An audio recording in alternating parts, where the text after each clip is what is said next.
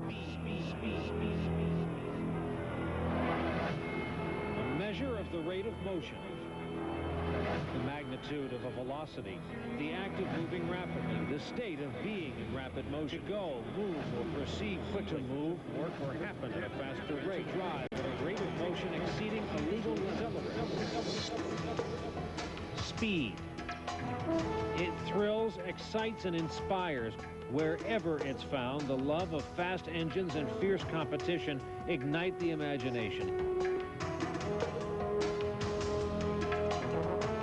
And nowhere does this passion burn brighter than in Miami, racing's newest high-octane showcase for the fastest-growing sport in America, NASCAR.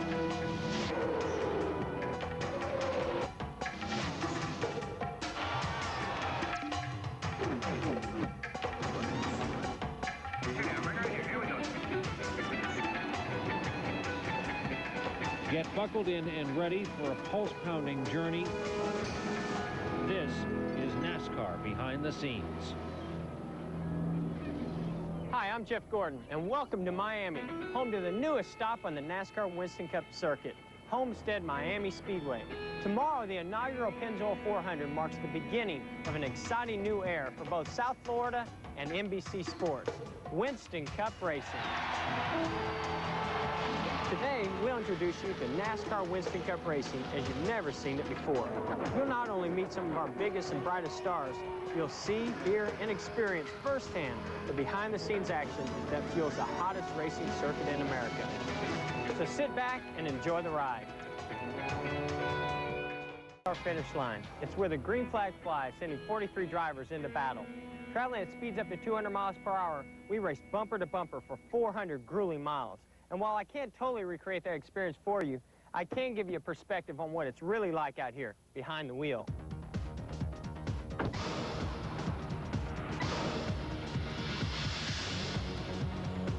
Now, as we enter this first turn, we're doing about 65 miles per hour. And with the banking and this enclosed track, it feels like we're going pretty fast. Wow. At almost 200 miles per hour, a stock car just blows past you like you're standing still. Now, what's amazing is that underneath that flashy paint job is a car that looks a lot like this one that we're driving, or maybe one that you have parked in your driveway at home. In fact, all the models we compete in on the Winston Cup circuit, the Chevy Monte Carlo, Ford Taurus, the Pontiac Grand Prix, they all look like their consumer counterparts on the outside. But if you take a closer look, you'll find some pretty striking differences. Weighing in at 3,400 pounds, these high-performance machines produce over 700 horsepower, can turn over 8,900 RPM. To safely harness this much power and ensure a level playing field, every aspect of a Winston Cup car down to the smallest detail conforms with NASCAR's rigid guidelines. A lot of things about a Winston Cup car come into play that's very, very important. The only stock body pieces on this car that originally are stock is the roof, the hood, and the deck lid. This is the nose piece with the front valence. All these ducts in here for brake cooling. This goes to the radiator and oil cooler. The deck lid is another very, very critical part of a Winston Cup car. This particular car, you want as much blade as you can get on the car because it puts more downforce on the car, it makes the car handle better. This is a roof flap. This is something that NASCAR came up with to put on these Winston Cup cars to keep them on the ground in the event you spin out. This is our switch panel. This takes care of all the gears, transmissions. We also have additional ones here. Odometer gauges, tach, shift light, steering wheel, quick disconnect, on, off. That way you can get in and out of the race car. Built for speed and safety, each Winston Cup race car is a handcrafted masterpiece. But don't look for any creature comforts inside, like a stereo, air conditioning, or even doors. Constructed around a steel roll cage to protect the driver, these machines are powered by a $40,000 engine designed to last one day. Putting a car in the starting grid on race day is a challenging and expensive proposition. We start out with a chassis, and we'll take that chassis and bring it here, and from that point, we'll start working on it, doing our own thing. And we'll put the body on it from that and just go from there and completely assemble the car. It takes from the time you get the chassis in here, you can figure 4 to 6 weeks. And the cost of them today, a Winston Cup car, it really depends on which car. You know, if you're going to build a car for Daytona and Talladega, I'd hate to put a figure on what we had in the car that won the Daytona 500. If you just look at hard pieces and stuff, you're probably looking around $100,000 just to get everything put together. The time you get everything on the car and it's ready to go, maybe a little more even. You can't put a price on the cost of it if it wins a race, is the way I look at it. And it's the race car that connects fans with this sport. Whether it's the driver, the make of the car, the sponsor, or a combination of all three, fans are drawn to NASCAR on a very personal level. Well, everybody drives a car, and here they get a chance to ride in a race. What this sport does for you with our big uniforms, we have a 17-foot-long uniform. We can not only put a human being in our uniform, we can put a few cameras in there along with him. Now, that's kind of hard to do in a lot of sports. With us, we're able to watch the checkered flag fall from the inside of the front windshield. Pretty slick with anybody. Coming up, we'll take a closer look at what real teamwork can accomplish. So stay with me for more NASCAR Behind the Scenes. Going to win the championship right there, boys. Woo! Buddy, you're the best. You're the best. Great job. From February to November, NASCAR teams engage in a long and grueling season. The quest for the Winston Cup Championship not only is a test of skill, but a battle of will. All the hard work and preparation climaxes 34 times a year in the dropping of the green flag. But there's a lot that goes on at the track before that magic moment. The real countdown begins a few days earlier. It's daybreak at the track. An army of 18-wheeled transporters arrive anxious to unload their arsenal and prepare for yet another day of battle. We're coordinating events the magnitude of a Super Bowl 34 weekends a year, basically. Hundreds of thousands of people on site to see an event, much like golf, in which all of our competitors are on the same playing field at the same time. And we do it all across the country. We crisscross the country between February and November 3 or 4 times. And it's a traveling road show, minus the elephants, I guess.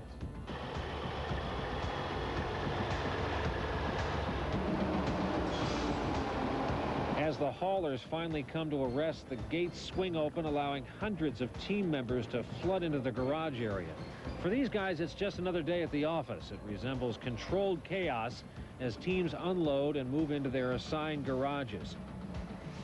Everyone goes about their duty with speed and precision. At the track, every second counts and every task is important. The rest of the infield is also alive with activity as the entire racing industry, including owners and drivers, settle into their temporary home. All the drivers have motor coaches, and we stay at the racetrack in our motor coaches. So you end up, your kids' best friends are your competitors' children. That has created closeness. I mean, it has made us get over stuff and get over resentment. And there's no more this macho thing about, well, you wrecked me last week, and so I'm going to kick your butt. It doesn't work like that anymore. Now it's, well, you wrecked me last week, but our kids are playing, so I'll forget about it.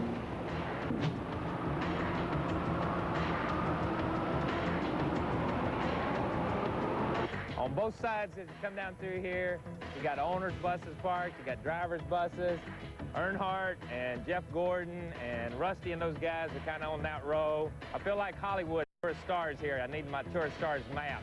We got a tent area over here, the MRO, which is our chapel service, where they set up their Bible study groups. We have Bible studies here on Thursdays and Friday nights sometimes. Then to my other side over here is the basketball court and the playground area over here with the red sliding board. Now that's pretty special right there, because that's how I relieve my tension when I run bad down here. Right over here is Terry Labonte's bus. And as we speak right now, see, look, he's getting ready to do an interview right there.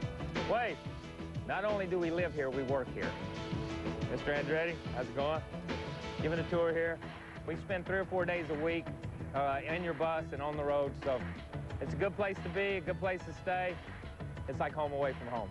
I think the motor coach area helps you think about, hey, that guy's just not some idiot. That's somebody's father, you know, if you're playing with the kids, or, hey, this guy's really my friend, and, you know, there's going to be days we're not going to agree and we're going to bump into one another.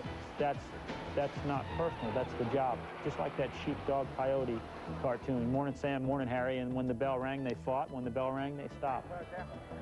You've had yourself a rest. After settling in, teams are anxious to get in a first practice run, but before even touching the track, every Winston Cup car must clear the first big hurdle of every race weekend, inspection. As a Winston Cup director, with about 50 or 60 officials or inspectors out in the garage area looking at cars, 75% of our time is safety related. We look at seat belts, we look at fuel cells, we look at roll cages, we look at frames. Every car at every race is checked probably 2 or 3 times for every safety item that you can think of. And then the rest of our time is spent on competition, making sure that the engine's not too big, making sure that the cars weigh enough, making sure all of those things are proper. But all of this that we do on inspections is meant as a deterrent. We're going to be looking, so don't try anything. Our countdown to the green flag continues right here on NBC when we return.